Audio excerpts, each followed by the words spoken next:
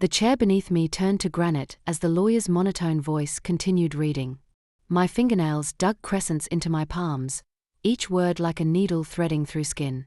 And to my daughter Olivia, I leave my eternal gratitude for her strength and capability. A pause, then nothing. No property. No assets. No heirlooms.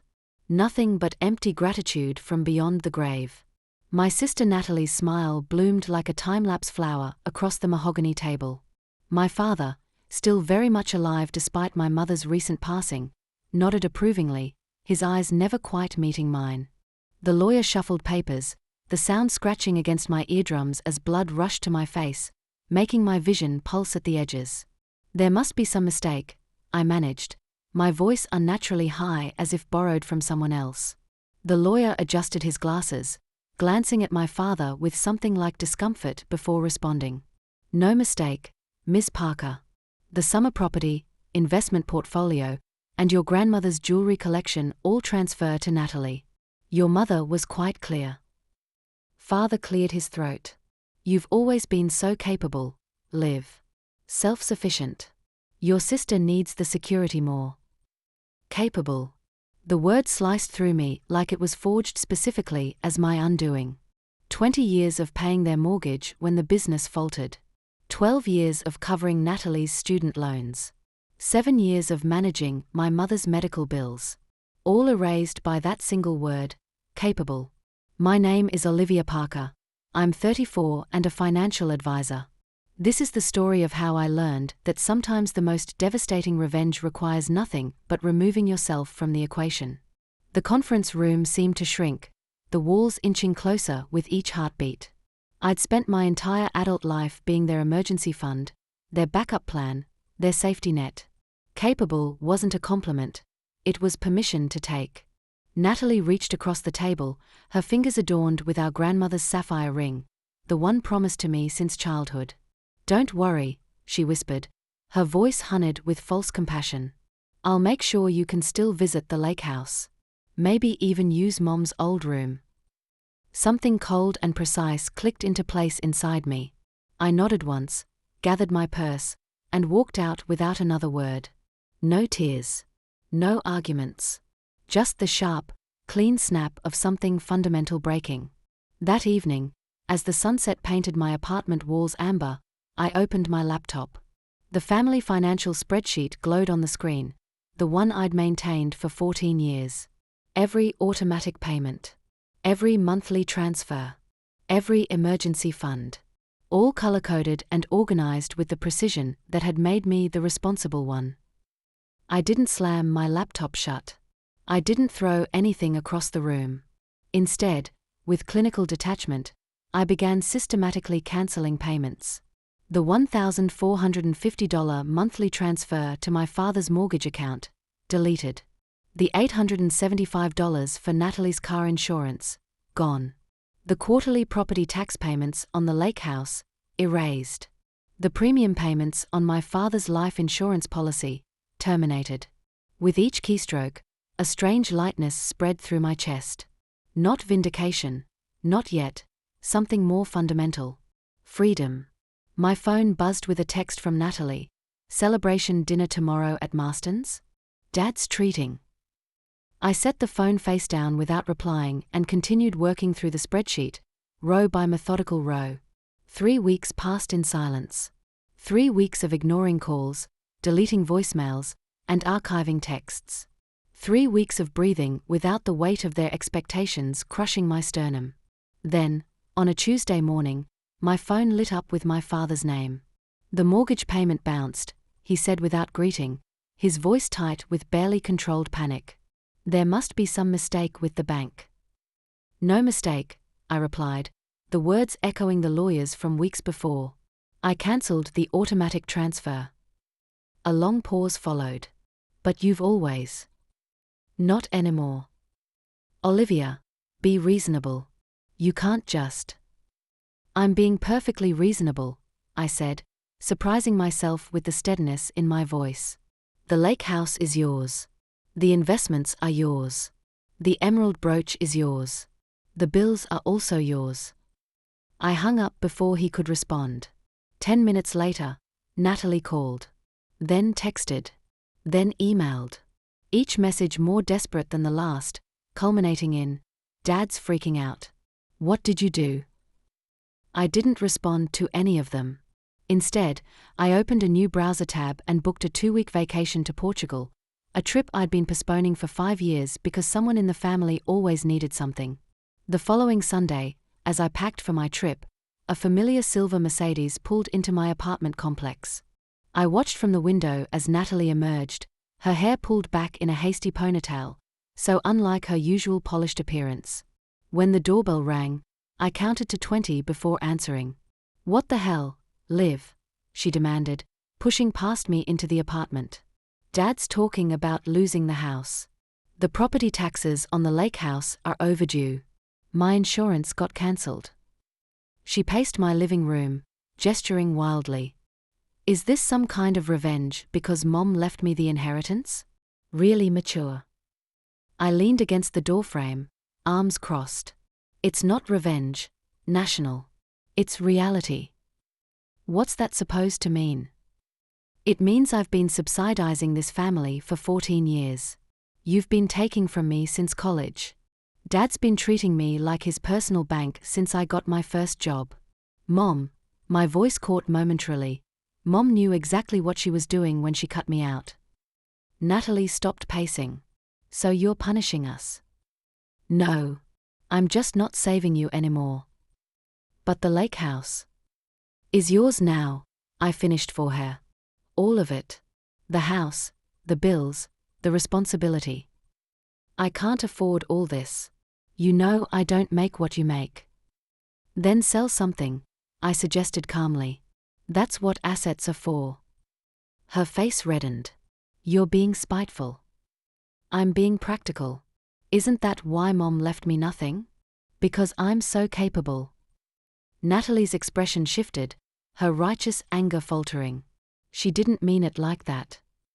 "Yes, she did. And so did you when you accepted everything without question." I gestured toward my suitcase by the door. "I'm leaving for the airport in an hour. You should go." "You're going on vacation? Now?" For the first time in my adult life, yes. Without checking if anyone needs money first. Natalie's phone buzzed. She glanced down, then back at me, conflict evident in her expression. "Dad's waiting in the car. He wants to talk to you." "I've said everything I need to say." She hesitated at the door. "How long are you going to do this?" "This isn't temporary, National. This is my life now." After she left, I finished packing with methodical precision. Through the window, I watched them sitting in the car, heads bent together in animated discussion. I recognized the pattern, the family crisis meeting that always ended with someone calling me to fix everything. But this time, my phone remained silent. Portugal was a revelation. 2 weeks of cobblestone streets, salt-tinged air, and not a single family emergency. I turned off email notifications and deleted the family group chat. Each morning, I woke without the weight of anticipatory dread, that constant hum of waiting for the next crisis. When I returned, 47 missed calls awaited me.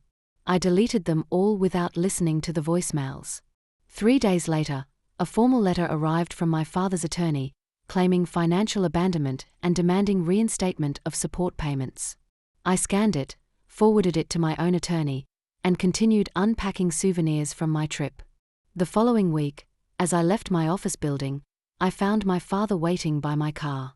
He looked smaller somehow, his shoulders hunched under his expensive suit. The suit I'd paid for last Christmas.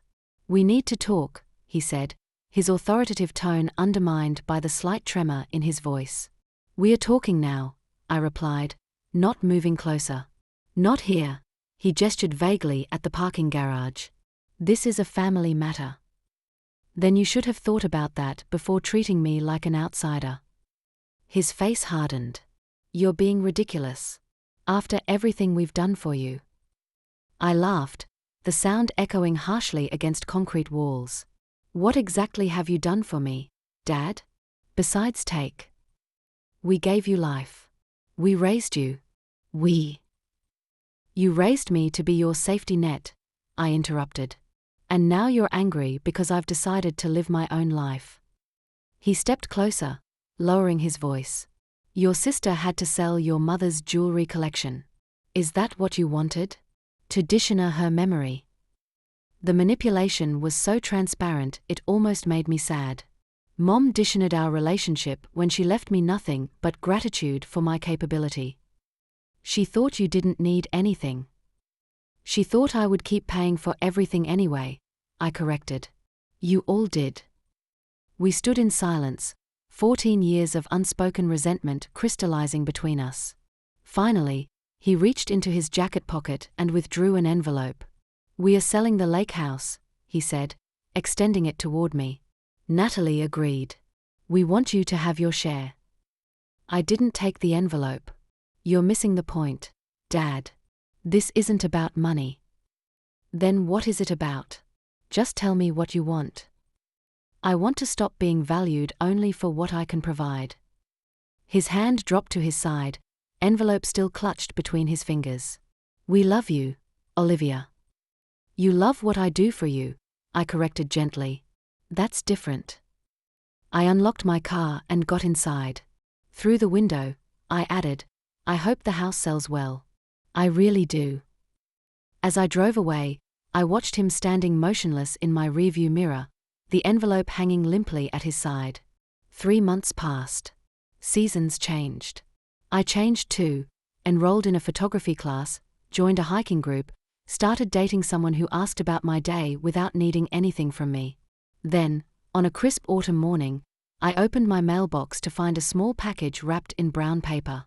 No return address, just my name in Natalie's unmistakable handwriting. Inside was our grandmother's emerald brooch and a handwritten note. This was always meant for you. I'm sorry it took me so long to understand. I held the brooch up to the sunlight, watching green fire dance across my kitchen wall. Then I placed it carefully back in its box and set it on my bookshelf, not hidden away, not prominently displayed. Just there, a piece of family history neither controlling my present nor defining my future. That evening, my phone lit up with Natalie's name. I hesitated, then answered.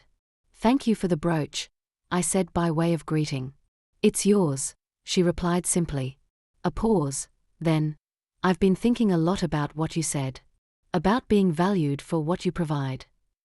And you were right. Her voice caught.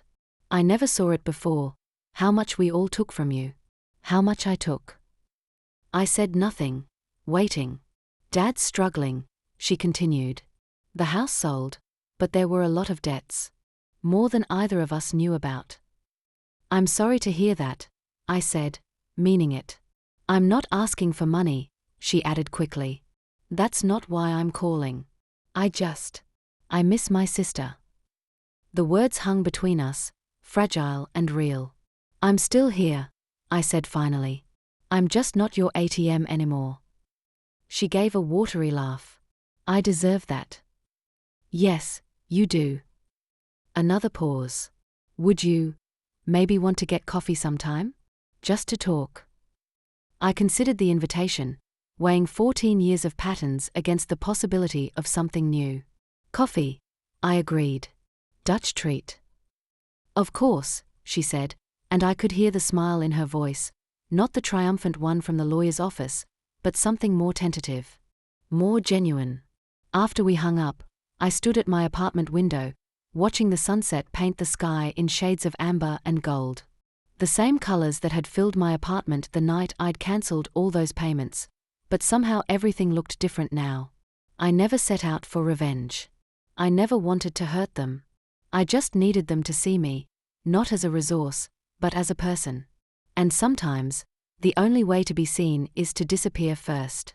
3 days later, I met Natalie at a cafe halfway between our apartments. She arrived before me, already seated with 2 coffees on the table. As I approached, she looked up with uncertainty in her eyes. I wasn't sure how you take it now, she said, gesturing to the array of cream and sugar packets she'd gathered. People change. I smiled slightly, adding a single packet of sugar to the black coffee. Yes, I agreed, stirring slowly. They do.